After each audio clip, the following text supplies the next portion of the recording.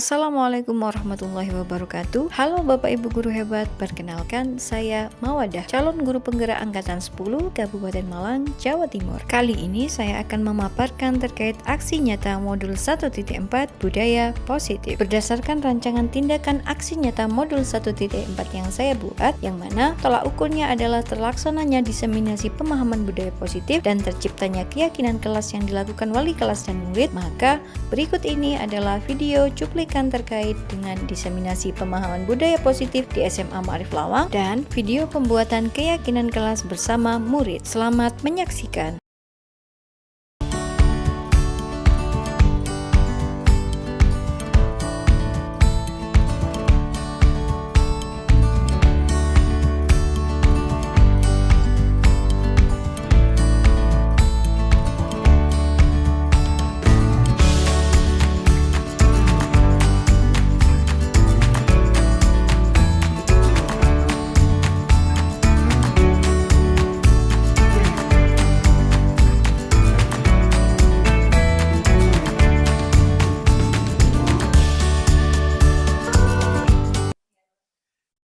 Assalamualaikum warahmatullahi wabarakatuh.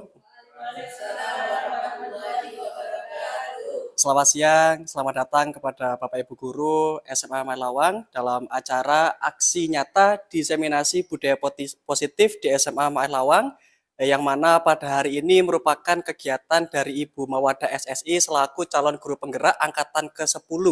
Sebelumnya yang terhormat Ibu Komaria SPD selaku Kepala SMA Ma'arif Lawang, dan yang saya hormati Bapak Ibu Guru beserta staf SMA Ma'arif Lawang yang berbahagia.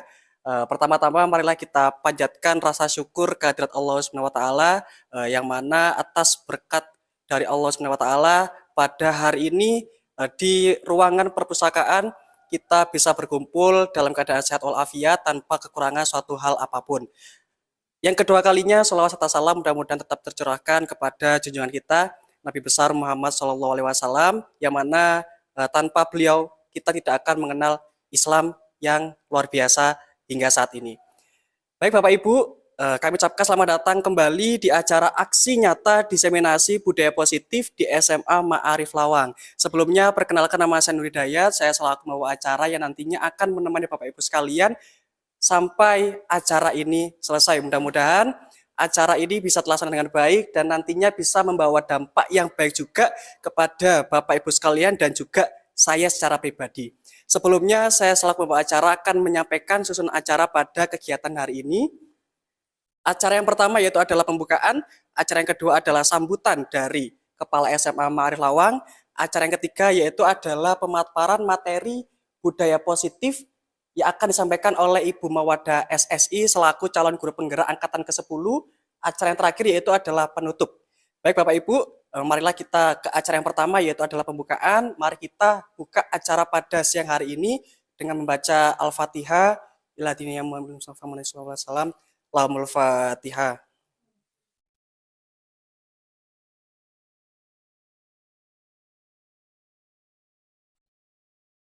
Alhamdulillahirrahmanirrahim. Mudah-mudahan dengan diawalinya bacaan Al-Fatihah ini nantinya bisa membawa keberkahan dan kebaikan serta kelancaran dalam acara diseminasi pada hari ini. Baik, acara selanjutnya yaitu adalah sambutan dari Ibu Komaria SPD selaku Kepala SMA Ma'arif Lawang. Kepada beliau dipersilakan.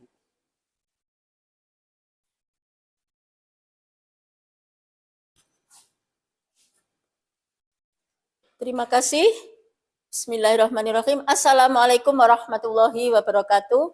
Waalaikumsalam warahmatullahi wabarakatuh. Yang kami hormati Bapak Ibu Guru Pembina SMA Ma'arif Lawang beserta staf. Pertama-tama marilah kita memanjatkan puji syukur kehadirat Allah Subhanahu wa taala, yang mana pada siang hari ini kita masih diberi nikmat sehat, nikmat iman Islam, terutama nikmat kesempatan, sehingga alhamdulillah pada siang hari ini kita bisa menghadiri yaitu suatu kegiatan yang sangat luar biasa, aksi nyata diseminasi budaya positif di SMA Ma'arif Lawang yang akan disampaikan oleh guru kami yaitu Bu Mawadah SSI, calon guru penggerak angkatan 10. nantinya kegiatan ini marilah kita ikuti bersama. Mudah-mudahan nanti kita akan diberikan kemudahan dan kelancaran mulai awal sampai terakhir. Kemudian mudah-mudahan dengan kegiatan ini maka nanti akan membawa manfaat baik itu pada Bu Mawadah khususnya dan pada anak didik ke depannya. Terima kasih, mungkin itu sambutan dari kami. Mohon maaf, terima kasih. Wassalamualaikum warahmatullahi wabarakatuh.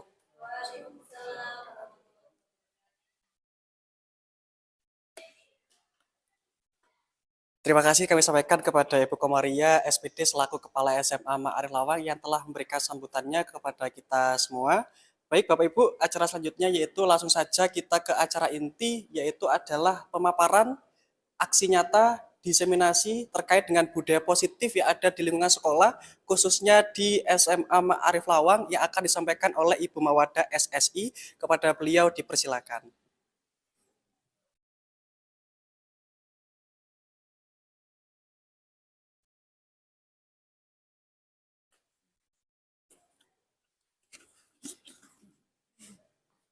Oke, Assalamualaikum warahmatullahi wabarakatuh. Selamat siang, apa kabar Bapak Ibu? Alhamdulillah baik. Terima kasih atas kedatangannya. Yang pertama, yang terhormat kepada Ibu Kepala SMA Ma'arif Lawang, yang terhormat kepada Bapak Ibu Wakil Kepala SMA Ma'arif Lawang, dan yang terhormat kepada Bapak Ibu Guru beserta staf SMA Ma'arif Lawang. Terima kasih banyak telah hadir dalam acara aksi nyata diseminasi budaya positif, yang mana ini adalah aksi nyata modul 1.4 pendidikan guru penggerak. Dan saya sendiri, perkenalkan saya Mawadah, saya adalah calon guru penggerak angkatan 10 dari Kabupaten Malang, Jawa Timur. Bapak Ibu, sebelum itu kita peregangan dulu, nanti adalah aksi nyata diseminasi budaya positif, namun sebelum itu kita mari peregangan dulu untuk ice breaking begitu. Jadi awal kita membuka acara, tadi sudah dibuka dengan doa, kemudian sebelum materi dilanjutkan, mari ice breaking terlebih dahulu. Monggo Bapak Ibu bisa berdiri.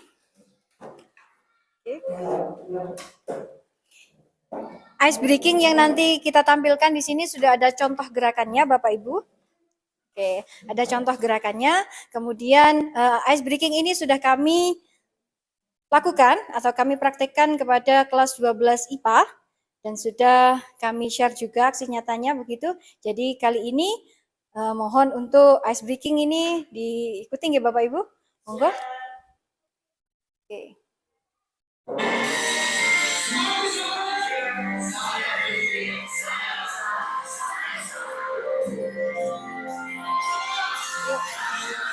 Atas menggapai bintang,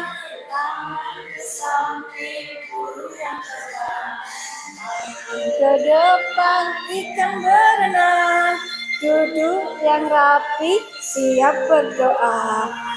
Putar-putar, tangan diputar. Lung-gulung-gulung, tangan digulung. Ular melingkar, pagar bundar. Kanan, kiri, atas, bawah, siap berdoa.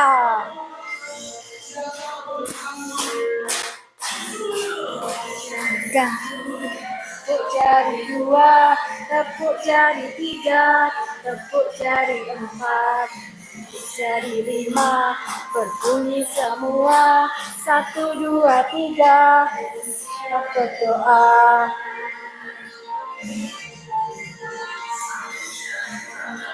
Satu jari kiri ku gabung menjadi 2, ku buat jari kanan, 2 jari kiri ku gabung menjadi 2. Cekrik. 3 jari kiri ku gabung menjadi 6, ku buat menara tinggi. Kanan 4 jari kiri.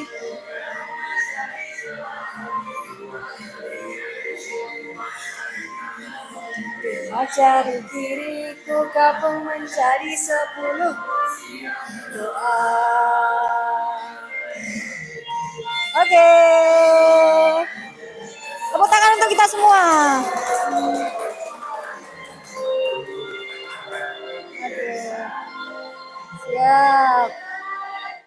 Siap.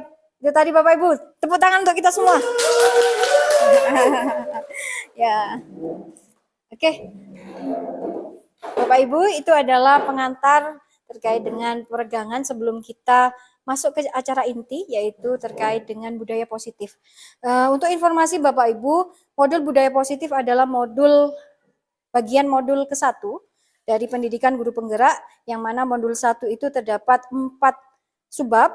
Ya, budaya positif adalah modul 1.4, yang mana di sini kami pendidikan guru penggerak untuk aksi nyata modul 1.4 adalah diseminasi dan juga penerapan keyakinan kelas di kelas.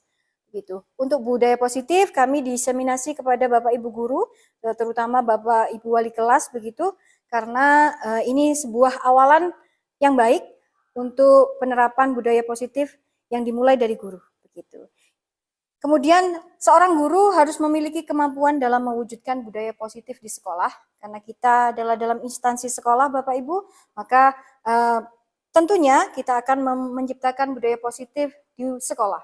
Budaya positif tersebut dapat dijalankan dengan menerapkan konsep-konsep inti seperti konsep-konsep ini sudah kita pelajari di guru penggerak begitu di modul 1.4 terkait yang pertama disiplin positif, yang kedua motivasi perilaku manusia, kemudian yang ketiga keyakinan sekolah atau kelas, kemudian kebutuhan dasar manusia, posisi kontrol restitusi, dan juga segitiga restitusi. Masing-masing konsep ini akan kami jelaskan satu persatu beserta dengan contoh-contohnya begitu. Baik, untuk disiplin positif sendiri Bapak Ibu, disiplin positif merupakan suatu cara penerapan disiplin yang mana mengajarkan anak-anak bertanggung jawab dan juga mengajarkan anak-anak untuk menumbuhkan kesadaran diri berdasarkan nilai-nilai kebajikan. Budaya positif, berarti kita membudayakan nilai-nilai kebajikan kepada anak-anak begitu. Kemudian disiplin positif di sini lebih ke arah disiplin diri yang mana dapat mengontrol diri dalam melakukan segala tindakan. Kami atau kita sebagai guru tentunya perlu untuk menciptakan budaya positif ini yang nantinya akan diterapkan ke anak-anak. Dan anak-anak juga akan menjadi disiplin positif ke arah disiplin diri dari masing-masing anak begitu. Jadi dimulai dari mana? Dimulai dari kita sebagai guru untuk mengajarkan atau membimbing anak-anak mendapatkan atau melakukan disiplin positif. Disiplin diri dapat membuat murid memahami dan menyadari berdasarkan motivasi internal, bukan karena paksaan, pujian maupun hukuman. Jadi budaya positif itu dilakukan atas kesadaran dirinya sendiri, bukan karena takut dihukum, bukan karena dipaksa, dan juga bukan karena ingin dipuji. Begitu. Jadi ini yang akan kita pelajari terkait disiplin positif. Kita sebagai guru akan menumbuhkan motivasi internal. Jadi bukan motivasi eksternal yang nanti dapat menjadi dasar disiplin positif. Jadi kita berlomba-lomba untuk menerapkan disiplin positif yang mana itu dari motivasi internal peserta didik. Kemudian selanjutnya terkait disiplin positif Bapak Ibu, untuk disiplin positif kita berpacu pada 6 profil pelajar Pancasila. Kita berpacu pada 6 karakter profil pelajar Pancasila. Yang mana disiplin positif ini sudah dijelaskan dari ke-6 karakter ini. Ada beriman bertakwa kepada Tuhan, berkebinekaan global, bergotong royong, kreatif, bernalar, kritis, dan mandiri. Dari ke-6 ini adalah 6 karakter yang memang harus kita tanamkan kepada peserta didik. Jadi tujuan akhirnya disiplin positif adalah disiplin yang menanamkan 6 karakter ini. Gitu. Kemudian selanjutnya terkait tadi yang saya sampaikan setelah disiplin positif ada motivasi perilaku manusia. Ada 3 motivasi perilaku manusia yang tadi ini adalah motivasi perilaku manusia. Yang pertama untuk menghindari ketidaknyamanan atau hukuman. Jadi anak-anak melakukan sesuatu ada motivasinya. Yang pertama ada motivasi untuk menghindari ketidaknyamanan atau hukuman. Anak-anak melakukan sesuatu agar tidak dihukum. Seperti itu nggih? Kemudian yang kedua, anak-anak melakukan sesuatu, motivasi perilaku manusia yang kedua untuk mendapatkan imbalan atau pujian. Kemudian yang ketiga, ini yang kita harapkan, motivasi ini adalah motivasi internal. Yang mana untuk menjadi orang yang mereka inginkan dan menghargai diri sendiri dengan nilai-nilai yang mereka percaya.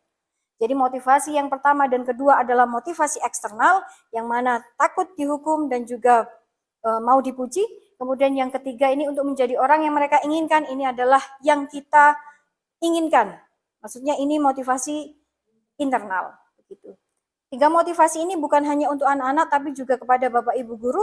Pastinya ketiga motivasi ini juga mendasari perilaku kita. Begitu. Kemudian selanjutnya, terkait dengan keyakinan sekolah atau kelas, Bapak Ibu. Di sini keyakinan sekolah atau kelas, namanya keyakinan sekolah. Kalau peraturan sekolah itu peraturan yang sudah ada yang kita tetapkan untuk dijalankan anak-anak. Tapi kalau keyakinan atau keyakinan sekolah atau kelas ini adalah urun rembuk ide dari anak-anak. Anak-anak mau apa? Maunya gimana? Keluhan apa yang biasanya terjadi? Kemudian guru berperan dalam mewujudkan terbentuknya keyakinan sekolah atau kelas dengan adanya kesepakatan antara guru dan murid. Ini sangat penting Bapak Ibu. Kenapa? Karena jika kita langsung menjelaskan atau membuat keyakinan tanpa urun rembuk dari murid, pasti akan terkekang atau murid tidak akan melakukan. Tapi kalau ini merupakan kesepakatan antara guru dan murid, bisa jadi atau sangat mungkin ini akan berjalan dengan sesuai yang diinginkan. Kemudian keyakinan sekolah atau kelas berupa pernyataan universal, tidak memojokkan, yang mana mudah diingat dan dipahami dan harus diterapkan di lingkungan sekolah. Kalau kita tahu peraturan itu kalimatnya sangat panjang dan mungkin akan terlupa oleh anak murid. Kalau keyakinan sekolah atau kelas itu adalah suatu pernyataan universal yang mudah diingat. Karena mereka sendiri yang memunculkan ide atau kesepakatan itu, pastinya mereka akan mengingat apa keyakinan yang mereka yakini. Begitu. Contoh Bapak Ibu, di sebelah kanan saya merupakan hasil keyakinan kelas dari kelas 10 IPS 2, yang mana kami membuat keyakinan kelas ini dari yang pertama review keadaan kelas, kemudian review keadaan dan keluhan kelas melalui kertas post-it. Anak-anak menuliskan. Melalui kertas post-it anak-anak menuliskan terkait keluhan-keluhan yang ada di kelas. Kemudian kita mencari solusinya yang akhirnya menjadi kalimat universal, menjadi keyakinan kelas. Jadi ini adalah urun rembuk anak-anak. Jadi sebelum saya sendiri aksi nyata terkait keyakinan kelas ini adalah yang pertama, langkah yang saya lakukan adalah mereview keadaan kelas. Bagaimana di kelas? Masalah apa yang sering terjadi? Impian mereka bagaimana terhadap kelas. Jadi pertama mereka akan mengeluhkan, di kelas ramai, di kelas ini ya banyak yang bilang, di kelas saya tidak nyaman karena kelas ramai, kelas gaduh setiap hari. Dan itu dari keluhan-keluhan itu kami juga menyaringnya, kemudian mereka juga menyatakan atau mengutarakan terkait impian mereka. Kemudian kalau ada keluhan berarti ada impian. Impian apa yang mereka inginkan di kelas tersebut? Dan mereka menginginkan kelas yang tertib, kelas yang bersih, kelas yang menjaga kekompakan, menghargai dan sebagainya. Akhirnya muncullah keyakinan kelas. Yang pertama di sini Bapak Ibu terkait keyakinan kelas dari kelas 10 IPS 2, saya terapkan di kelas 10 IPS 2. Yang pertama, tertib. Berdasarkan keluhan sering ramai, gaduh di dalam kelas dan sebagainya. Kemudian yang kedua, disiplin. Kemudian yang ketiga, menjaga kekompakan atau menghargai, karena keluhannya banyak yang tidak menghargai, banyak yang tidak kompak, tidak sejalan dan sebagainya. Kemudian yang keempat, menjaga kebersihan, karena banyak keluhan terkait kelas kotor, tidak dipiket sesuai jadwal dan sebagainya. Kemudian datang tepat waktu karena sering ada keluhan terlambat dan sebagainya. Kemudian istirahat pada waktunya karena terdapat keluhan istirahat belum waktunya. Waktu ada guru, ada anak yang masih ke kantin dan sebagainya. Begitu. Terkait keyakinan. Yang terakhir ada keyakinan makan di luar jam pembelajaran. Karena tadi terdapat laporan atau review, pada saat review anak-anak menyampaikan bahwasanya ada yang makan bekal saat jam pelajaran. Begitu. Jadi ini merupakan contoh keyakinan, penerapan keyakinan kelas yang ini murni adalah kesepakatan antara guru dan murid. Jadi ini adalah murni kesepakatan antara guru dan murid. Kemudian kalimat yang digunakan adalah kalimat universal yang mudah diingat dan dipahami. Ini contoh dari keyakinan kelas Bapak Ibu. Baik, itu tadi Bapak Ibu terkait contoh keyakinan kelas. Begitu. Selanjutnya. Nah, ini dokumentasi terkait keyakinan kelas. Anak-anak menempel post-it yang berisi keluhan tadi di papan. Kemudian ini ada post-it di sebelah kiri, kemudian di tengah ada kertas karton itu yang merupakan nanti output dari keyakinan kelas yang sudah rinci. Kemudian yang sebelah kanan itu merupakan rangkuman dari keluhan-keluhan yang sering dituliskan anak-anak, begitu. Lanjut.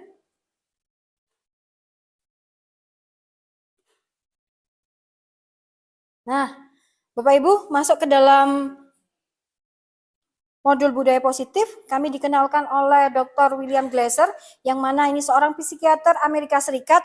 Beliau menyatakan bahwa seluruh tindakan manusia memiliki tujuan tertentu, yaitu memenuhi kebutuhan dasarnya. Segala perilaku manusia itu pasti ada dasarnya dan memang memiliki tujuan tertentu. Misalkan Bapak Ibu anak-anak nakal, misalkan anak-anak melanggar peraturan, pasti ada kebutuhan dasar yang mereka belum penuhi, tidak terpenuhi, begitu.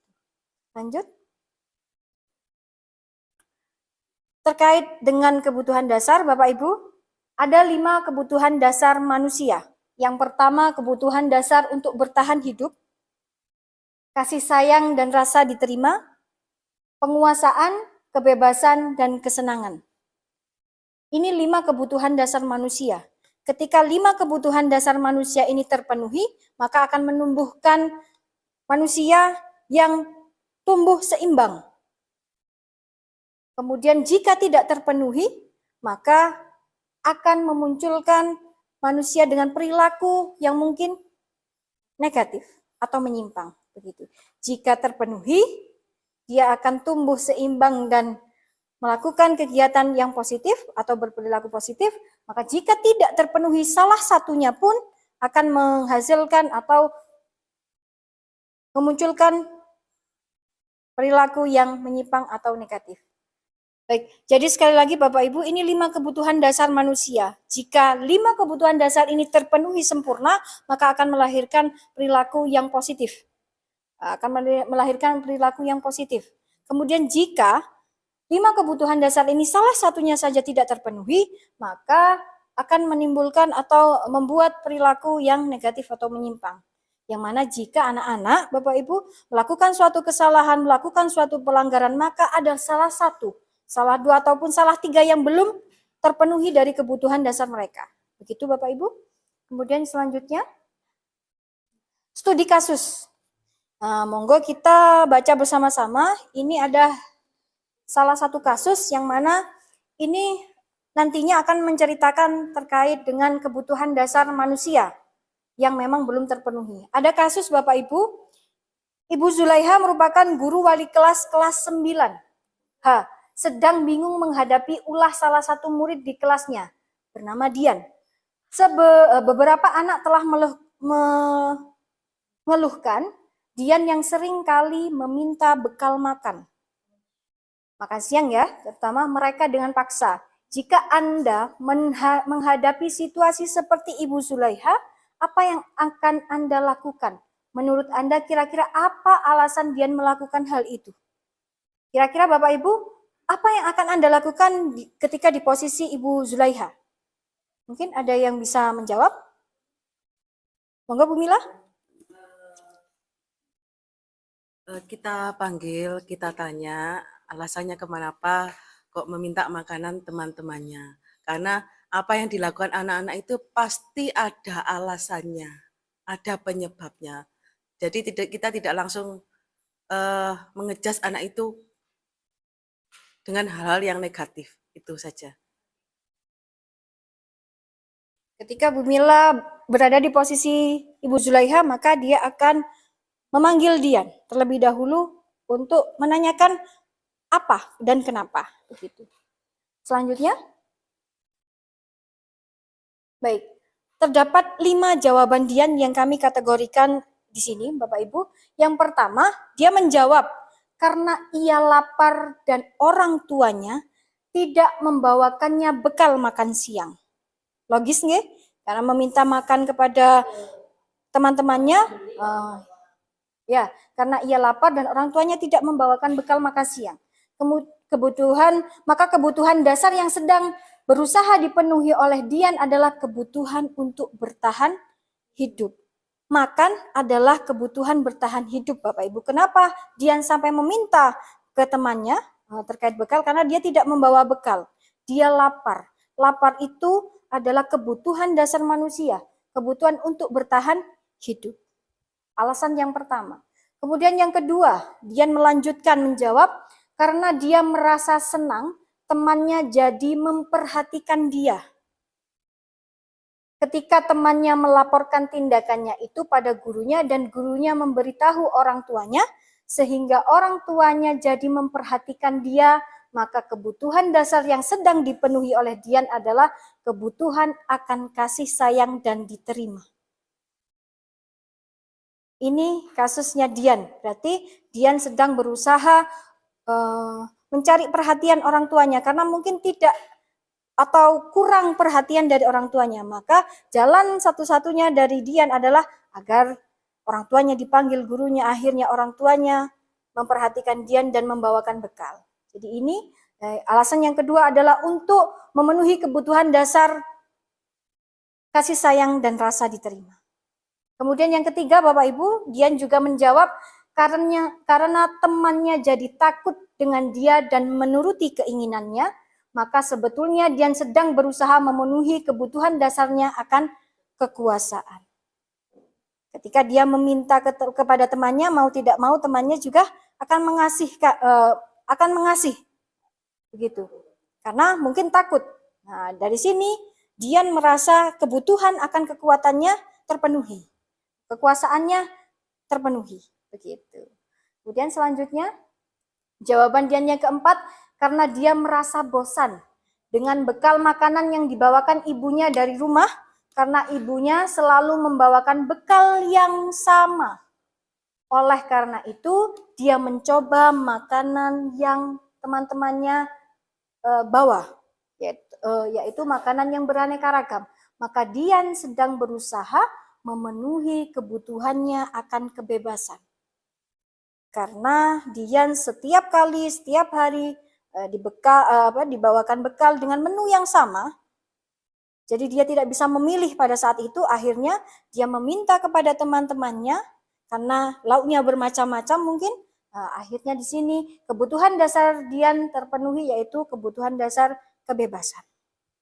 Dan yang terakhir Bapak Ibu, karena ia melakukannya karena iseng dan ia menikmati ekspresi wajah teman-temannya yang kesal karena diambil makanannya, dan menurut dia ekspresi teman-temannya itu lucu. Maka berarti Dian sedang berusaha memenuhi kebutuhannya akan kesenangan.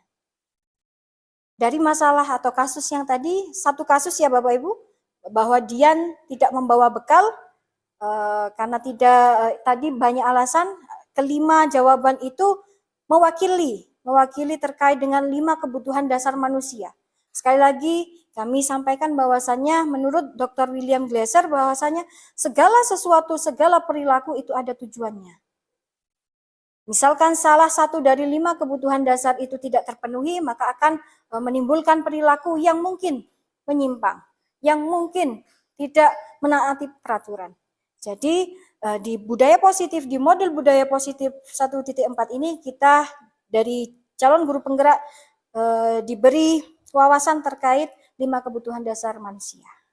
Selanjutnya, nah, dari kasus Dian tadi Bapak Ibu kita sudah mengetahui bahwa memang kebutuhan dasar manusia itu harus terpenuhi kesemuanya. Jadi misalkan anak-anak melakukan pelanggaran atau bagaimanapun, maka ada salah satu, salah dua, ataupun salah tiga dari kebutuhan dasar manusianya belum terpenuhi. Maka anak-anak mencari hal lain yang mungkin itu menuju ke hal yang negatif. Maka kita mungkin sebagai guru akan menunjukkan atau ketika mengatasi suatu permasalahan dari siswa, maka ada 5 kebutuhan dasar manusia ini yang harus kita telusuri dari siswa tersebut. Kebutuhan apa yang kira-kira belum terpenuhi, maka dia bisa melakukan hal tersebut. Dan 5 kebutuhan dasar manusia ini universal ya Bapak Ibu, bukan hanya untuk siswa atau untuk murid saja, tapi untuk guru pun. Ini adalah 5 kebutuhan dasar yang memang ketika ada perilaku guru yang mungkin nantinya melanggar ataupun apa, berarti ada 5 kebutuhan dasarnya, salah satu, salah duanya yang belum terpenuhi. Begitu. Dan ya Bapak Ibu, maka kelima kebutuhan dasar manusia ini global. Tidak hanya ke murid, tapi juga ke Bapak Ibu guru, begitu. Misalkan ada yang salah satu meminta perhatian ataupun apa, berarti kebutuhan kasih sayang dan rasa diterimanya belum terpenuhi. Misalkan dan sebagainya, begitu. Gitu ya Bapak Ibu. Selanjutnya,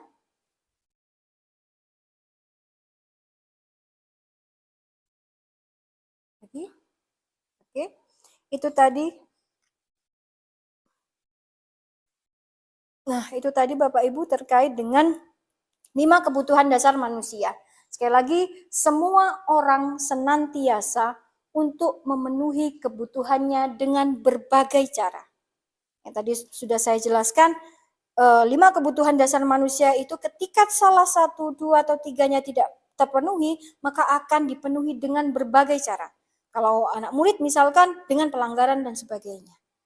Kemudian bila mereka tidak bisa mendapatkan kebutuhannya dengan cara yang positif, mereka bisa melanggar peraturan atau melakukan hal-hal yang tidak sesuai dengan nilai-nilai kebajikan. Begitu, Bapak Ibu.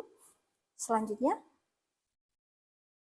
Nah, terkait bagaimana tanggapan kita atau cara menangani kita ketika anak murid tersebut melakukan pelanggaran. Kalau tadi, anak murid melakukan pelanggaran itu karena ada kebutuhan dasar yang tidak terpenuhi. Kemudian bagaimana reaksi kita? Kemudian bagaimana cara mengatasi kita? Cara mengatasinya ada 5 posisi kontrol restitusi. 5 posisi ini kira-kira kita yang mana? Yang pertama, guru sebagai penghukum. Guru sebagai pembuat merasa bersalah. Guru sebagai teman, guru sebagai pemantau, dan guru sebagai manajer. Ini adalah 5 posisi kita terkait dengan menanggapi atau menyikapi suatu masalah, permasalahan atau pelanggaran yang dilakukan oleh siswa. Di 5 posisi ini ada penjelasannya. Baik, selanjutnya terkait 5 posisi kontrol restitusi. Yang pertama adalah posisi penghukum, pembuat rasa bersalah, teman, pemantau, dan manajer. Di tabel ini Bapak Ibu ada motivasi yang tadi disebutkan di awal, yaitu motivasi, ada 3 motivasi, yaitu menghindari hukuman, mengharapkan imbalan, dan menghargai diri sendiri. Di tabel ini sudah terekam bahwasanya ada 5 posisi kontrol dan juga motivasi. Kemudian guru berbuat, berkata, hasil, kaitan dengan dunia, murid berkata, dampak, sudah tersedia di sini. Ketika Bapak Ibu menghadapi anak-anak yang melanggar, posisi yang pertama, jika menjadi seorang penghukum, maka guru akan berbuat menghardik, menunjuk-nunjuk, menyakiti, dan menyindir.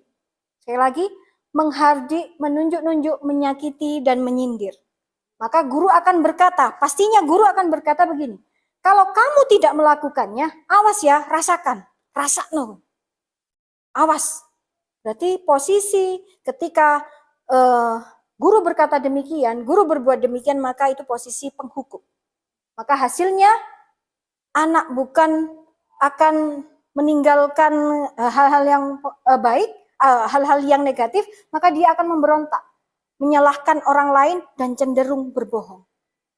Jika posisi sebagai penghukum ini kita terapkan ke anak-anak yang melanggar, maka dampaknya bagi mereka atau hasilnya nantinya anak-anak memberontak. Anak-anak akan menyalahkan orang lain dan cenderung berbohong. Kemudian kaitannya dengan dunia berkualitas. Murid akan meletakkan guru di luar dunia berkualitasnya. Maka anak-anak akan mengira, wis orah kate menuruti ibu iki. Orah kate nuruti guru iki. Moh aku ambek guru iki. Maka akan keluar dari anak-anak akan menjadikan guru tersebut bukan panutan lagi. Begitu. Kemudian murid akan berkata, biarkan saja, nanti juga marah-marah lagi. Anak akan bosan. Anak akan, ya sudah pasti kok ya ngamuk maneh. Pasti akan marah-marah lagi. Maka posisi penghukum ini bagi 5 posisi kontrol mungkin tidak dianjurkan. Begitu. Kemudian dampak pada murid akan mengulangi kesalahannya. Jadi bukan berarti murid itu akan jera karena dihukum, akan jera karena di kata-kata atau ditunjuk, maka hasil atau dampaknya murid akan mengulangi kesalahannya lagi karena sudah tidak ada rasa percaya di sini. Kemudian posisi selanjutnya, pembuat merasa bersalah.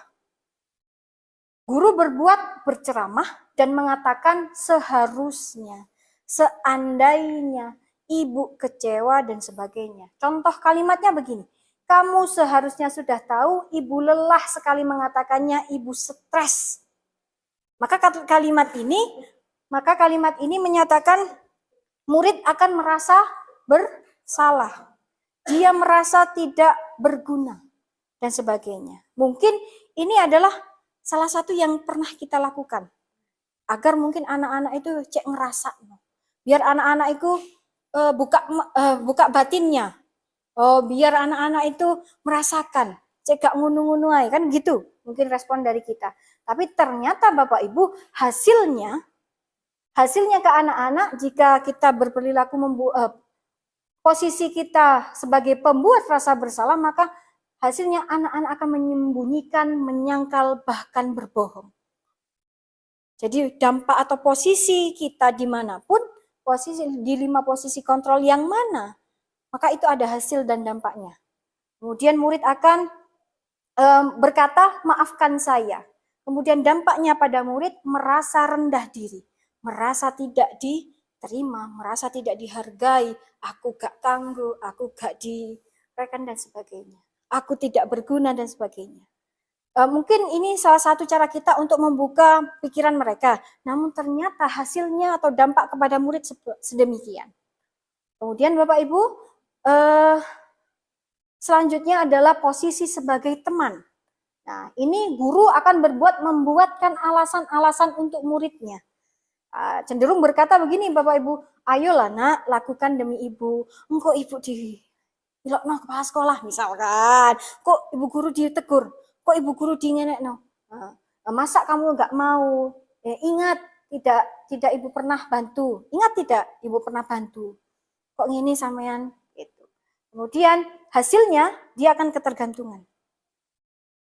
Kita menjadi teman peserta didik boleh Bapak Ibu, namun jika posisi kita sebagai teman, maka hasilnya murid akan ketergantungan. Wis jarno, aku melakukan kesalahan, wong ono ibu iko, wong ada bapak itu.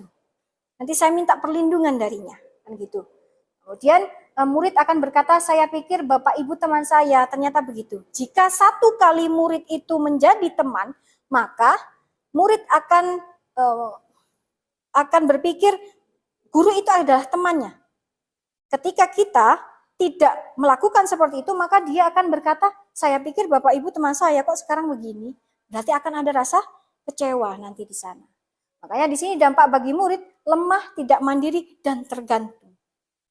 Jadi kalau kita menjadi posisi sebagai teman, maka murid akan tergantung, akan lemah dan tidak mandiri. Selanjutnya terkait dengan posisi kontrol yang selanjutnya yaitu pemantau.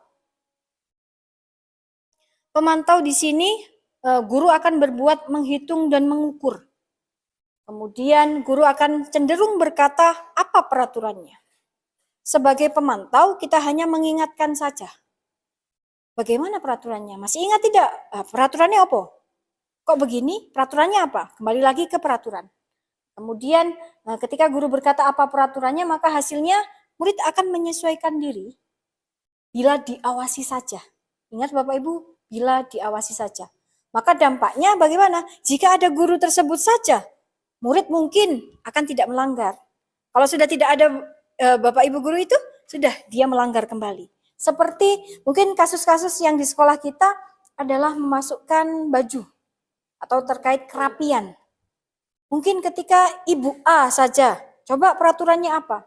Maka anak akan cenderung melakukan pada hari itu atau pada ibu itu saja. Tapi ketika ibu itu tidak ada, tidak dipantau, tidak dilihat, maka anak akan cenderung mengeluarkan bajunya kembali dan tidak rapi kembali. Itu. Kemudian murid akan berkata, berapa banyak bintang yang saya harus peroleh, berapa halaman yang harus saya tulis. Maka murid akan berkata seperti ini karena dipantau. Efeknya bagaimana dampak kepada murid? Menitik beratkan pada sanksi atau hadiah untuk dirinya. Maka murid ketika dipantau seperti ini, apa peraturannya? Oh, bila saya menaati peraturan, apa imbalan bagi saya? Ketika tidak saya menaati peraturan, maka hukumannya apa? Karena kembali lagi ke peraturan, maka di peraturan kan ada sanksi, reward dan sanksi. Maka murid akan cenderung meminta reward kalau memang dia tidak melanggar. Kalau dia melanggar, maka dia akan menanyakan sanksinya apa. Begitu. Kemudian posisi kontrol restitusi yang terakhir yaitu sebagai manajer. Sebagai manajer, guru akan berbuat mengajukan pertanyaan-pertanyaan pemantik. Kemudian guru akan berkata apa yang kita yakini, apa yang sudah kita sepakati. Kalau kita sambungkan lagi dengan keyakinan kelas ataupun keyakinan sekolah, maka kita hanya mengingatkan apa yang sudah diyakini, apa yang sudah disepakati. Gitu. Kemudian apa yang bisa kamu kerjakan untuk memperbaiki masalah ini. Jadi sebagai posisi manajer, posisi kita sebagai manajer itu akan menanyakan kepada anak-anak terkait solusinya. Bukan untuk menghukum, bukan untuk membuat mereka merasa bersalah, tapi lebih ke membuat bagaimana solusinya. Enaknya bagaimana? Solusinya bagaimana kalau masalah ini terjadi, maka solusinya gimana? Maka ketika mereka melanggar peraturan, maka mereka pun yang akan mencari solusinya dengan bimbingan atau arahan kita. Gitu. Kemudian hasilnya akan menguatkan pribadi murid tersebut. Kemudian murid akan berkata bagaimana caranya? Akan timbul diskusi. Tetap kita bimbing ya Bapak Ibu. Kemudian bagaimana caranya saya bisa memperbaiki keadaan? Maka murid di situ ketika melakukan pelanggaran tidak merasa bersalah ataupun tidak merasa oh saya ini tidak berguna. Tapi lebih ke oh bagaimana solusinya biar saya tidak melakukan kembali. Nah, kalau posisi manajer akan membuat murid berkata demikian. Kemudian dampaknya kepada murid, dia akan mengevaluasi dirinya. Kemudian dia akan mengevaluasi kesalahannya. Kemudian bagaimana cara memperbaiki diri, mereka akan mencari solusi dengan bimbingan kita. Begitu, itu tadi 5 posisi kontrol dari restitusi. Kemudian selanjutnya, kira-kira manakah Bapak Ibu posisi kontrol yang selama ini kita terapkan?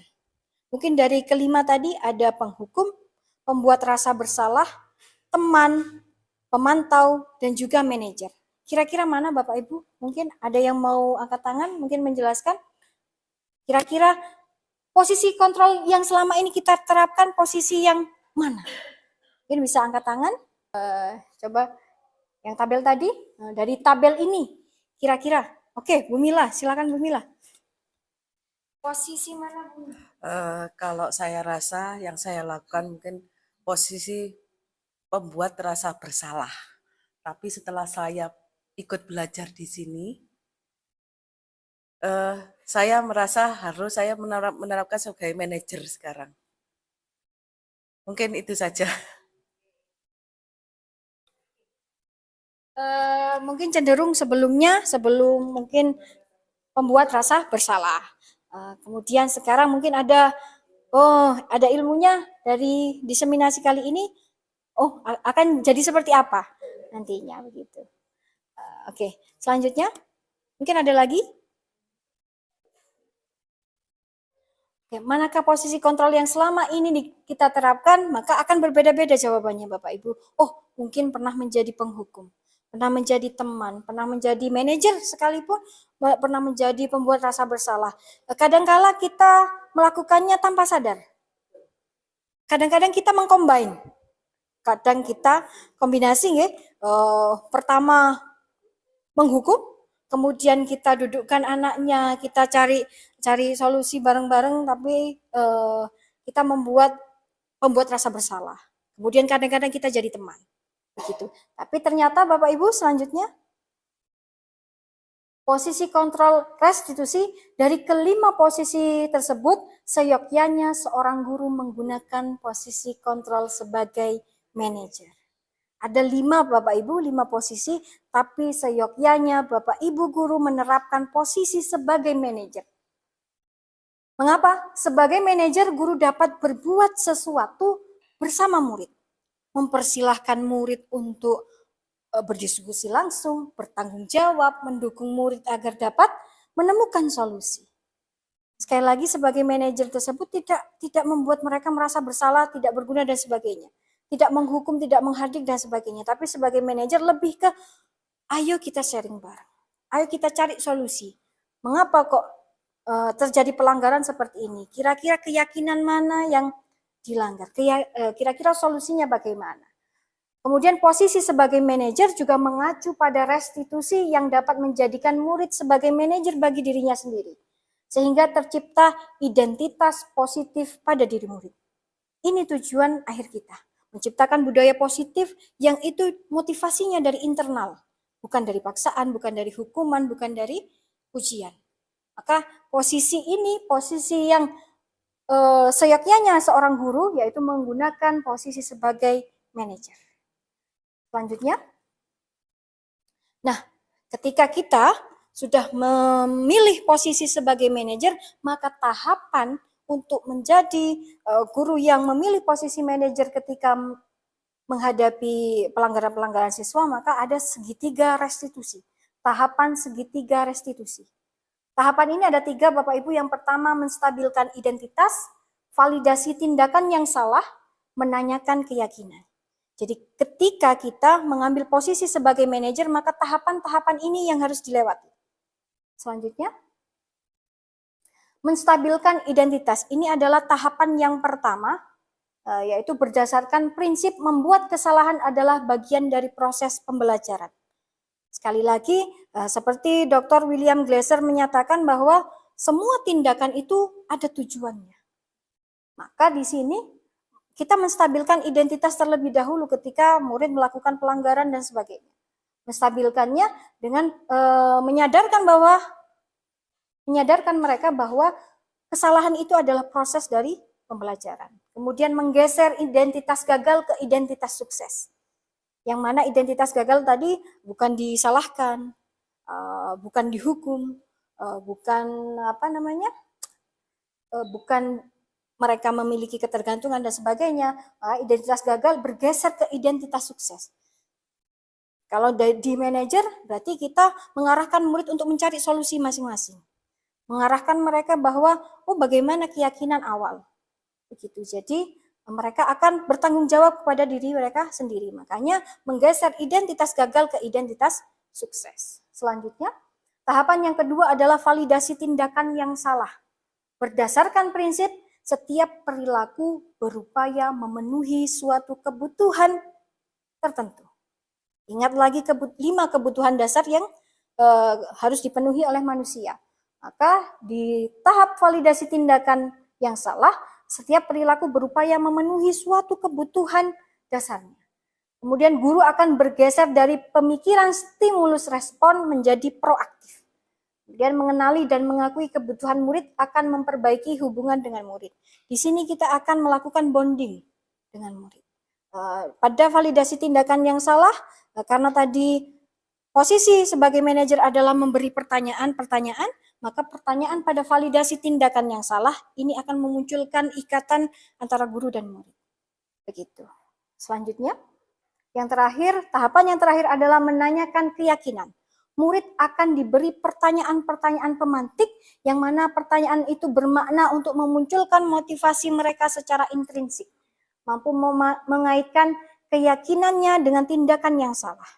Jadi ketika ada pelanggaran A, kemudian dia diminta untuk mengaitkan dengan keyakinan yang telah disepakati, maka di sini murid akan bertanggung jawab, akan memikirkan solusinya bagaimana agar saya tidak melakukannya kembali. Gitu. Next. Pengalaman Bapak Ibu, pengalaman yang sudah saya lakukan adalah saya pernah menangani siswa yang makan saat jam pelajaran dan mengerjakan tugas mata pelajaran lain saat pembelajaran berlangsung. Dengan menggunakan langkah-langkah atau tahapan segitiga restitusi, yaitu menstabilkan identitas, validasi tindakan yang salah, dan menanyakan keyakinan. Setelah ini akan saya tayangkan video terkait dengan bagaimana segitiga restitusi saya terapkan pada kedua masalah ini. Begitu. Selanjutnya.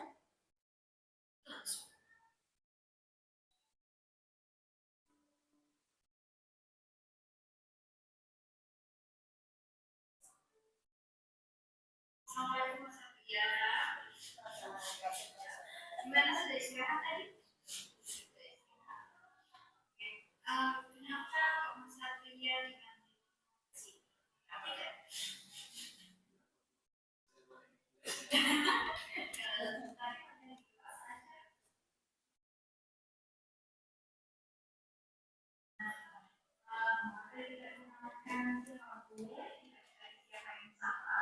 memang kalau makan itu adalah kebutuhan manusia, tapi ada tapinya Mas, ada waktunya sendiri. Kalau misalkan di sekolah, waktu makan, beli jajan, itu pas apa Mas?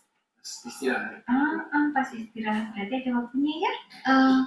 Kenapa kok tadi bisa Mas Satria makan saat jam pembelajaran? Itu kenapa kira-kira? Karena belum sarapan. Karena belum sarapan. Loh, pagi belum sarapan. Kenapa kok paginya nggak sarapan? Bangunnya kesiangan. Oh, bangunnya kesiangan. Jadi nggak sarapan karena bangunnya kesiangan. Jadi buru-buru tadi. Iya. Oh, buru. Kenapa kok bangunnya kesiangan? Tidurnya jam berapa? Jam 11 malam. Jam 11 malam. Kalau jam 11 malam itu kegiatannya ngapain ya? Sampai jam segitu? Cuma main game. Main game? Sampai larut malam begitu? Ini Mas Satria, mau tanya, kita kan punya keyakinan kelas ya, atau kesepakatan kelas. Kira-kira Mas Satria masih ingat nggak? Ingat. Ingat. Coba sebutkan apa aja. Yang pertama. Saling menghormati. Oke, saling menghormati. Jujur.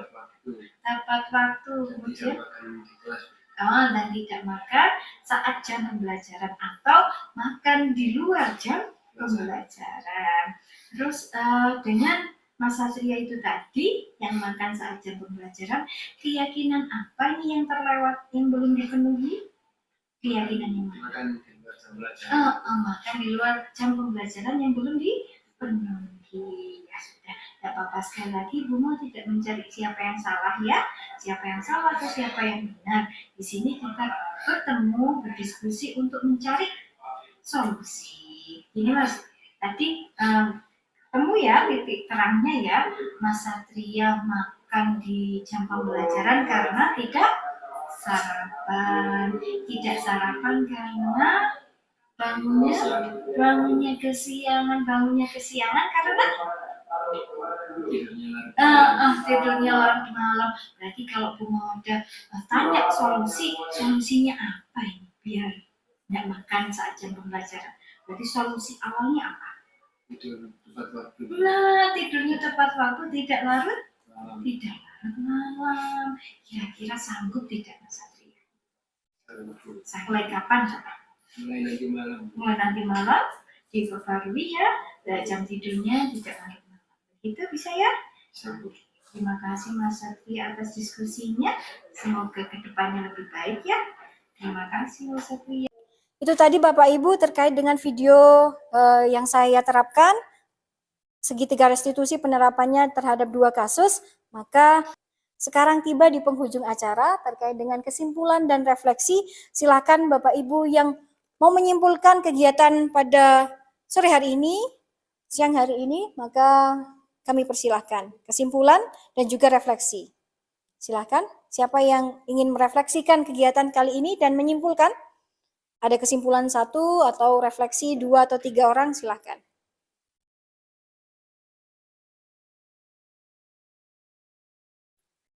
Baik, saya akan menyampaikan sedikit dari diseminasi yang telah disampaikan oleh Ibu Mawadah terkait dengan budaya positif. Baik, jadi setelah mempelajari apa yang telah disampaikan, kami mengerti bahwa segala tindakan atau segala tingkah laku yang telah dilakukan oleh siswa-siswi kami itu dilakukan bukan semata-mata karena anak itu nakal atau karena anak itu banyak pola atau gimana ya. Nah, sebenarnya mereka itu punya alasan, berbagai macam alasan untuk mencari perhatian, contohnya mencari kasih sayang dari orang-orang yang mereka inginkan. Oke, kemudian dari tingkah laku yang telah mereka lakukan itu bisa kita ambil sikap dari segitiga restitusi yang telah disampaikan oleh Ibu Mawadah, bahwa untuk menanggapi atau menyikapi sikap anak-anak itu harus ambil step by step, ada step by stepnya. Kita tidak boleh memojokkan, kita tidak boleh menjudge, kita tidak boleh menghakimi sendiri terhadap tingkah laku anak tersebut. Seperti itu. Terima kasih. Baik, terima kasih kepada Bu Novi yang sudah merefleksikan tadi, begitu, merefleksikan terkait dengan budaya positif yang sudah kita pelajari bersama tadi. Sekali lagi Bapak Ibu, kami hanya sekedar sharing terkait modul 1.4 budaya positif pada pendidikan guru penggerak. Sekali lagi ini bisa menjadi koreksi kita bersama, ilmu kita yang baru, monggo bisa diterapkan sedikit demi sedikit, mungkin step by step, monggo bisa dilaksanakan begitu. Mungkin kita bisa menyimpulkan kembali terkait dengan beberapa materi yang tadi sudah kami sampaikan terkait dengan disiplin positif, kemudian keyakinan kelas, terdapat 5 posisi kontrol, kemudian terdapat 5 kebutuhan dasar manusia ya Bapak Ibu, kemudian terdapat segitiga restitusi, yang mana pada posisi kontrol, posisi yang seharusnya digunakan oleh Bapak Ibu guru adalah posisi apa Bapak Ibu? Posisi manajer, baik. Posisi manajer yang tentunya melalui langkah-langkah segitiga restitusi. Sekali lagi, budaya positif bagi anak-anak, siapa lagi kalau bukan kita yang mengajarkan. Siapa lagi kalau bukan kita yang membimbing, begitu. Tapi jangan lupakan juga, kita juga butuh 5 kebutuhan dasar yang juga harus terpenuhi. Ya, kebutuhan manusia ya Bapak Ibu, kebutuhan guru juga 5 kebutuhan tadi, bukan hanya anak-anak, maka Bapak Ibu guru juga punya 5 kebutuhan dasar yang memang harus dipenuhi. Ketika lingkungan itu positif, budayanya sudah positif, lingkungan gurunya positif, keadaan gurunya kebutuhan dasar sudah terpenuhi, maka untuk ke anak-anak pun juga nanti akan timbul budaya positif begitu. Jika gurunya belum baik-baik saja, maka juga anak-anak belum bisa untuk kita arahkan baik-baik saja. Maka kita juga harus memperbaiki diri kita sendiri Bapak Ibu untuk nantinya bisa membimbing anak-anak ke depannya melakukan budaya positif. Langkah demi langkah, step by step, pelan-pelan Bapak Ibu, monggo kita bersama-sama untuk mewujudkan budaya positif, mewujudkan posisi sebagai manajer yang tadi sudah disampaikan ya Bapak Ibu. Mungkin dari saya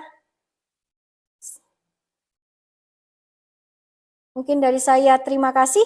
Kalau di guru penggerak itu ada salam guru penggerak, tergerak, bergerak, menggerakkan. Terima kasih dari saya. Wassalamualaikum warahmatullahi wabarakatuh.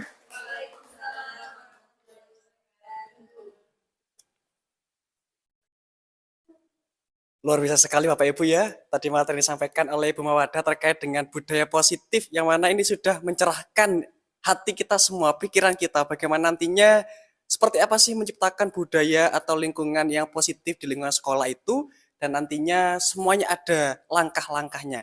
Tidak serta-merta kita harus melakukan satu hal ini untuk semua siswa, melainkan kita harus mengikuti arahan-arahan atau step-stepnya. Nah, mungkin itu saja yang disampaikan oleh Ibu Mawadah, dan marilah kegiatan pada siang dan sore hari ini kita akhiri dengan ucapan Alhamdulillah, Alhamdulillahirrahmanirrahim. Mudah-mudahan semua materi yang disampaikan tadi mendapatkan manfaat bagi kita semua. Amin amin ya rabbal alamin.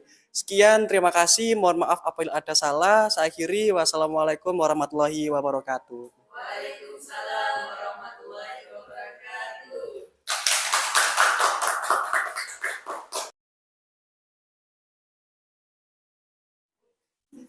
Assalamualaikum warahmatullahi wabarakatuh. Bagaimana kabarnya hari ini? Alhamdulillah baik ya. Oke, tadi pelajaran apa tadi? Oh. Oke, bahasa Jawa dan sejarah. Selanjutnya, sekarang bertemu dengan Bu Mawadah untuk membuat keyakinan kelas. Seperti yang sudah saya sampaikan kemarin, bahwasanya pertemuan hari ini kita akan membuat keyakinan kelas. Apa itu keyakinan kelas? Ada yang tahu keyakinan itu apa? Oke, keyakinan itu kepercayaan. Betul. Keyakinan itu suatu kepercayaan yang kita percaya atau yang kita buat. Oke, kemudian terkait dengan keyakinan kelas, pastinya tidak asing bagi kalian terkait dengan peraturan sekolah, betul? Oke, ada peraturan sekolah yang dulu waktu masuk di SMA Ma'arif Lawang sudah tersedia peraturan-peraturan tersebut. Dan hari ini kita akan membuat keyakinan kelas sendiri yang semuanya merupakan ide-ide dari kalian semuanya. Ya. Untuk tahapan-tahapannya, yang pertama, nanti saya akan mereview keadaan kelas ini bagaimana. Kemudian yang kedua, saya punya kertas post-it. Saya punya kertas post-it yang nanti akan saya bagikan. Silahkan tuliskan. Tuliskan terkait dengan bagaimana keadaan kelas ini. Bagaimana keadaan kelas ini kemarin-kemarin. Bagaimana keadaan kelas ini jika saat jam pembelajaran? Bagaimana keadaan kelas ini jika gurunya belum hadir atau bagaimana? Ya, nanti silakan dituliskan di kertas post-it yang merah. Kemudian setelah dituliskan, bisa ditempel di depan, di papan. Begitu? Nah, setelah itu, setelah menuliskan keluhan-keluhan yang selama ini ada di kelas ini. Misalkan terlambat, misalkan apa, silakan dituliskan. Kenapa ditulis di sini? Ini bebas ya, tidak ada nama dan tidak ada keterangan siapa yang menulis, sehingga ini bebas, silakan berpendapat sesuai dengan keadaan kelas, ya. Oke, kemudian di kertas hijau nantinya, kita akan membuat kesepakatan kelas yang nanti ditempel di kertas yang sudah tersedia. Paham? Oke, setelah ini saya akan bagikan satu persatu terkait dengan kertas post-it. Yang mana nulis apa di kertas post-it nanti? Keluhan. Begitu ya, saya bagikan.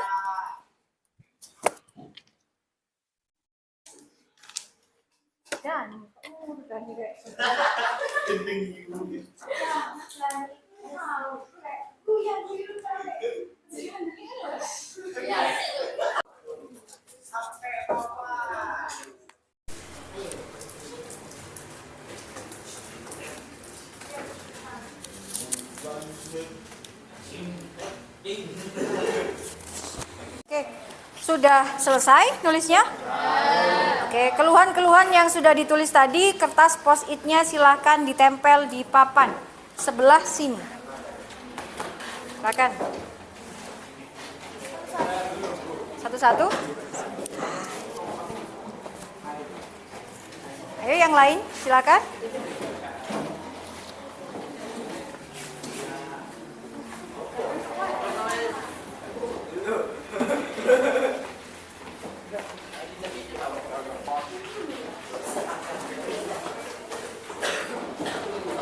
Oke, sekarang sudah tertempel semua keluhan yang sudah ditulis ditulis di post-it ini. Keluhan yang ditulis di post-it ini adalah murni dari kalian semuanya. Ya, yang sudah kalian alami berarti keluhannya ditulis semua di sini. Coba saya baca satu. Nanti minta tolong setelah saya baca ini ada perwakilan satu yang membaca. Ya, jadi kita sepakati, oh ternyata keluhannya sama. Ya, contoh.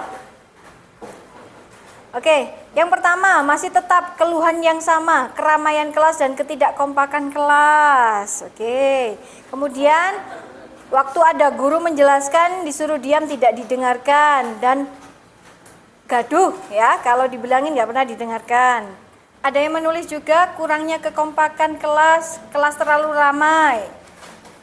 Hampir sama ya keluhannya ya. Kemudian minta tolong satu orang bisa membacakan, boleh.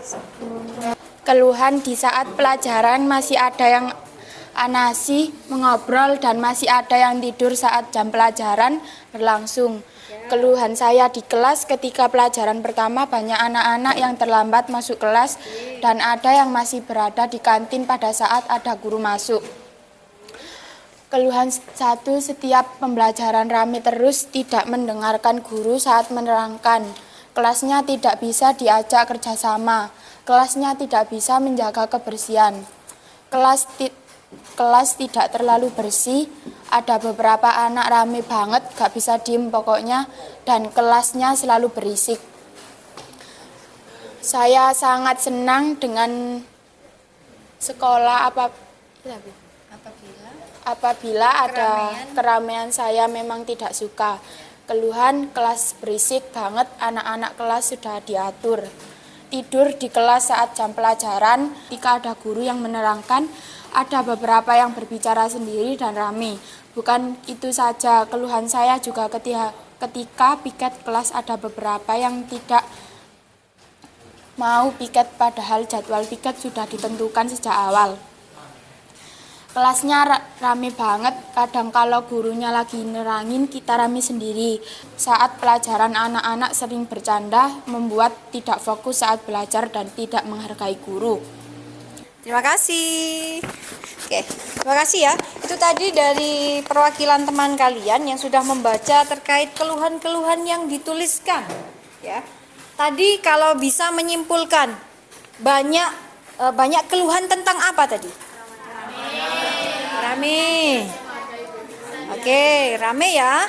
Kelasnya ramai. Kemudian yang kedua. Kenapa? Susah diatur. Oke, misalkan kita simpulkan di sini ada beberapa bagian. Yang pertama tadi kelasnya ramai. Atau tadi ada gaduh ya. Saat pembelajaran maupun saat jam kosong, gitu. Kemudian yang kedua, tadi kalau bisa menyimpulkan, ada apa lagi yang tadi sama? Kebanyakan sama ya tadi ya. Susah diatur, susah teratur gitu aja ya. Susah teratur. Kemudian kurang kompak.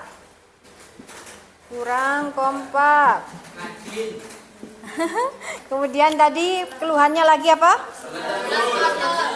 Kelas kotor. Oke, kemudian apa lagi? Sering terlambat. Oke, sering terlambat. Kemudian apa lagi tadi keluhannya? Oke, tidur di kelas.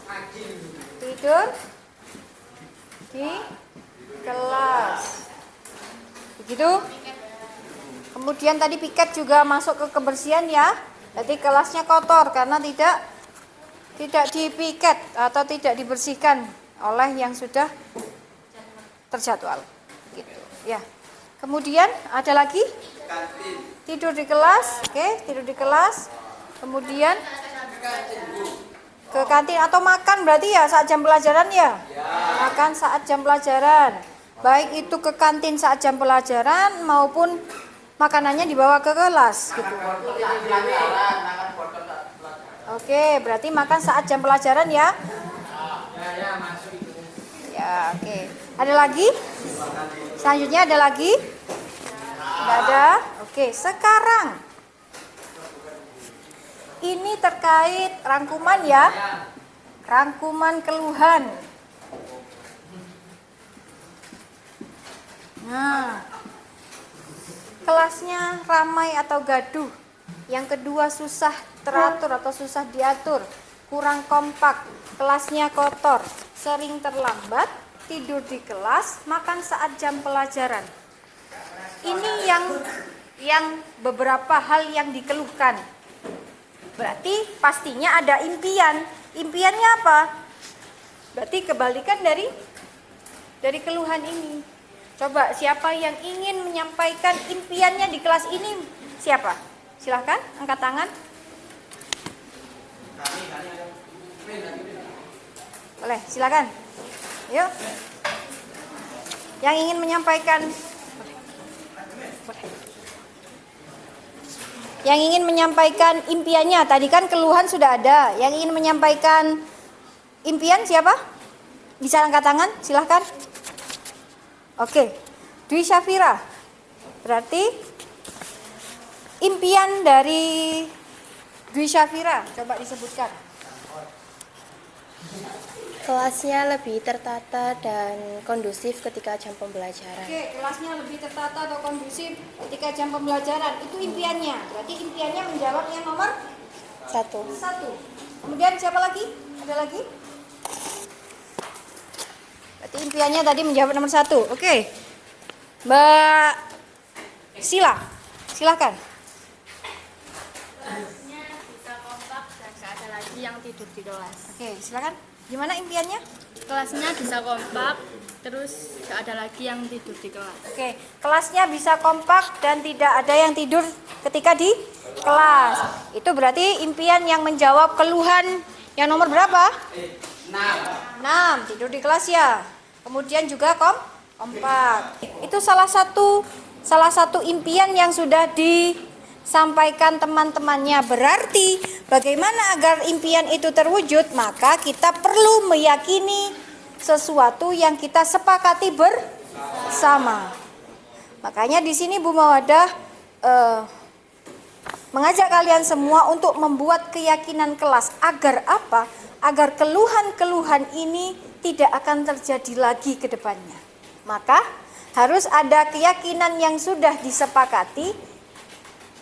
Silakan nanti bisa berpendapat agar keluhan-keluhan ini tidak terjadi, maka kesepakatan kelasnya bagaimana? Oke, dari rangkuman keluhan-keluhan ini silahkan kita diskusi bersama untuk mencapai keyakinan kelas. Agar keluhan yang pertama misalkan tidak terjadi, maka keyakinan apa? Maka keyakinan apa yang harus dituliskan di sini? Ya, itu kita bahas dari keluhan ini dulu ya. Yang pertama, kelasnya ramai atau gaduh. Berarti keyakinan kelas yang pertama yang harus dilakukan adalah yang harus dituliskan di sini tertib. Minta tolong satu orang bisa menuliskan, silakan. Silakan. Berarti untuk keluhan kelasnya ramai atau gaduh, keyakinan kelas yang harus kita yakini yang pertama Oke, kemudian susah teratur atau susah diatur berarti harus gimana? Disiplin. Ya, disiplin.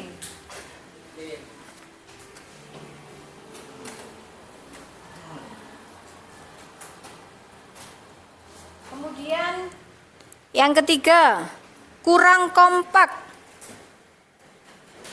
Kurang kompak berarti? Menghargai boleh, menghargai satu sama lain. Kemudian apa?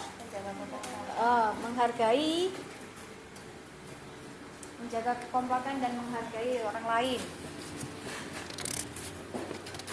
Karena kadang kala kurang kompak itu karena tidak percaya satu sama lain. Kalau tidak percaya berarti tidak akan menghormati satu sama lain. Berarti kita harus menjaga itu semua ya, menjaga kekompakan dan menghargai. Atau menghargai. Pak Tiara, menjaga kekompakan atau menghargai gitu. Menghargai.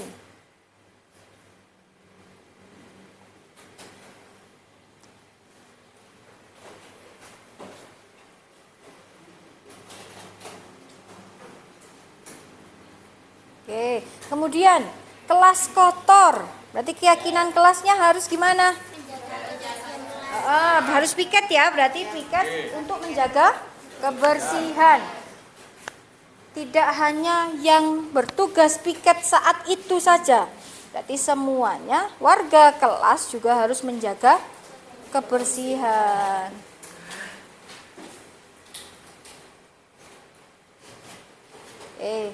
Kemudian keluhan yang kelima apa? Sering terlambat. Berarti bagaimana keyakinan kelasnya? Datang tepat waktu.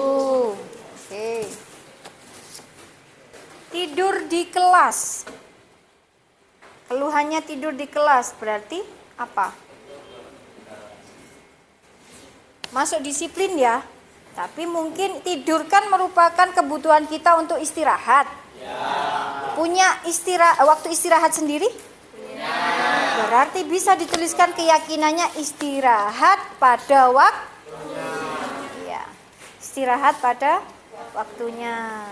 Tidur merupakan kebutuhan kan? Iya, tapi tetap itu istirahat yang sudah ada waktunya.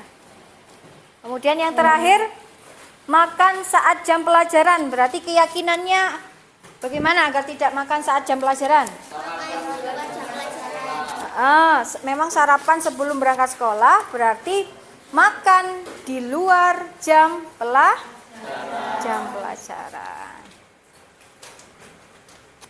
Merupakan ide-ide kalian semua, apakah sepakat? Apakah ada yang perlu ditambah, Dani? Tidak perlu? Tidak perlu?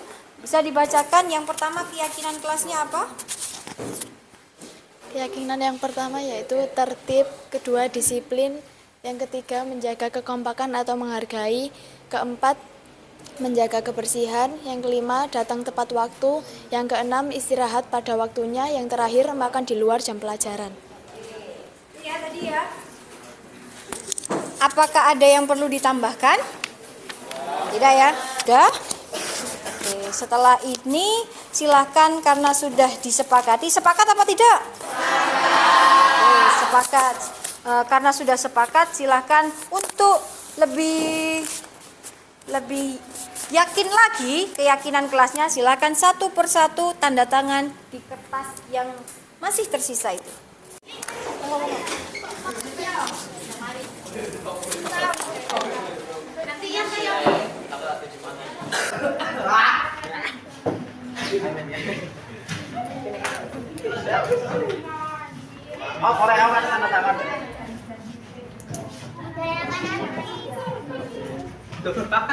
Timbul main nih, men.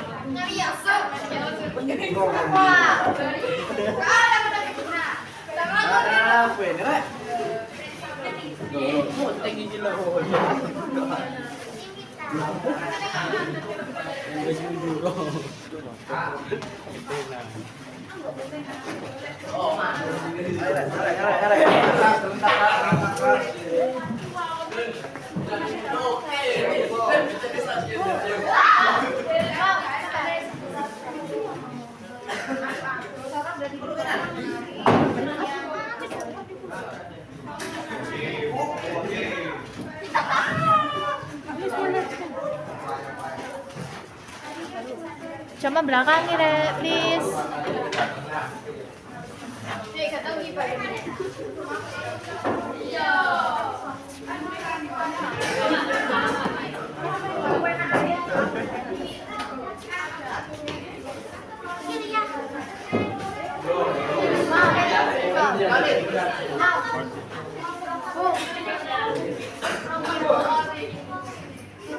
Terima kasih, itu tadi keyakinan kelas yang sudah disepakati, ya, sudah ditanda tangan juga. Terima kasih bahwa 7 kesepakatan atau keyakinan kelas ini semoga dapat diterapkan ke depannya. Begitu? Terima kasih mungkin dari Bu Mawadah, mohon maaf yang sebesar-besarnya. Semoga keyakinan yang tadi kita sepakati bersama bisa terwujud. Nah, dari saya, wassalamualaikum warahmatullahi wabarakatuh.